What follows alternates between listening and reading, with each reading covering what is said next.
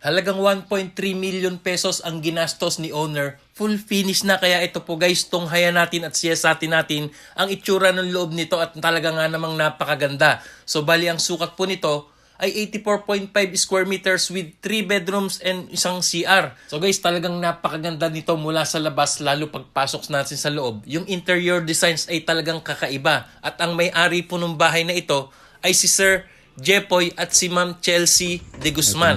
Ayan po guys, at eto nga, ipapakita nila sa atin yung loob mismo ng bahay, kung gaano kaganda at kung ano nang inabot ng halagang 1.3 million pesos. Yan po ay labor and materials na. Let's go!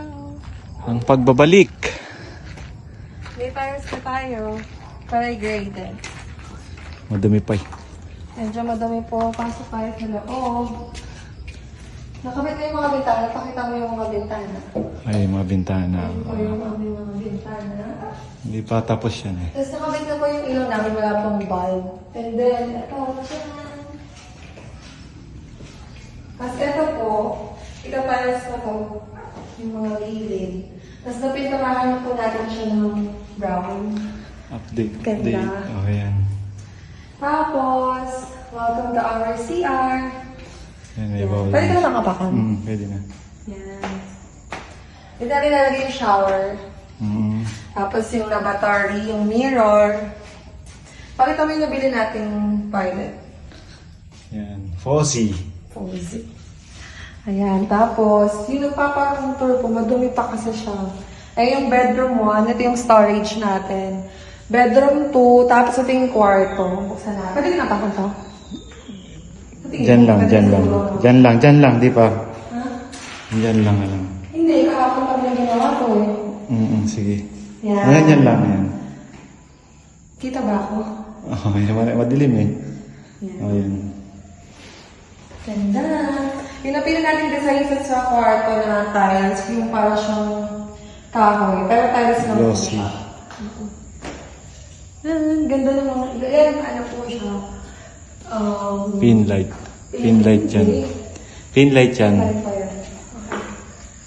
Tapos pinalagyan natin ito ng gray, guys. Ayan. May mga gray, may touch of gray siya. Konti na lang. Okay. Sa bawat pawis, luha at pagod, may pangarap na pilit tinatago.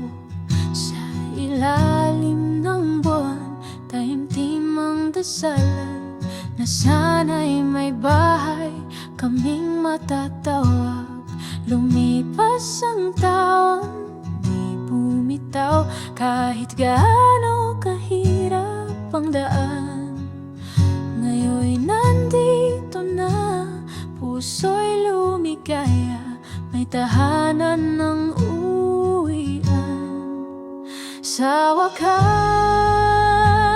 tahanan na para sa aming mahal na pamilya. Bawat pader, bawat dingding, may kwento ng sakripisyo at pag-ibig. Sa wakas, tahanan, pangarap na ngayon'y natupad na. Salamat sa Diyos, salamat sa buhay, may tahanan na tunay at payapa.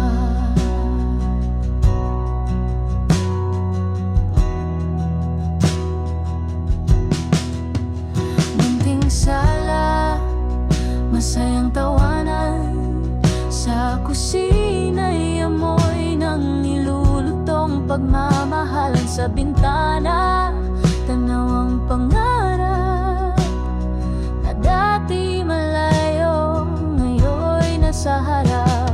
Hindi man palasyo ang anyo, ngunit dito buo ang pangarap ko. Laging may yakap, laging may ngiti, dito kami laging sabay-sabay. Sa wakas, tahanan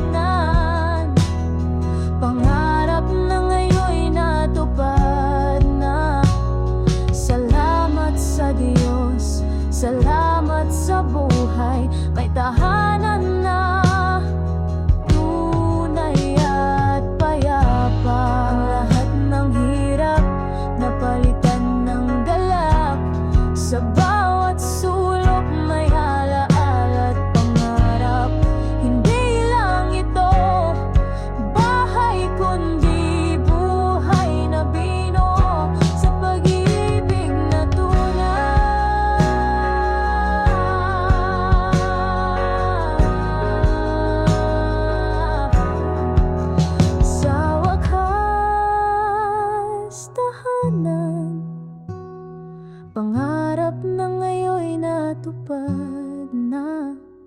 Salamat sa Diyos, salamat sa buhay, may tahanan na tunay at payapa.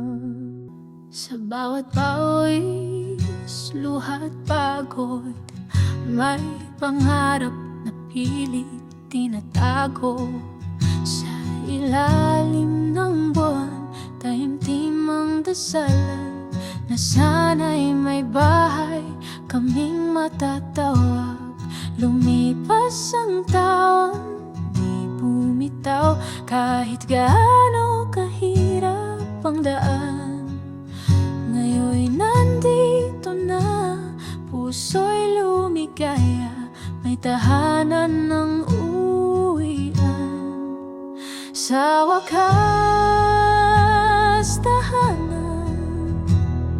na para sa aming mahal na pamilya. Bawat pader, bawat dingding, may kwento ng sakripisyo at pag-ibig. Sa wakas, tahanan, pangarap na ngayon'y natupad na. Salamat sa Diyos, salamat sa buhay, may tahanan na tunay at payapa.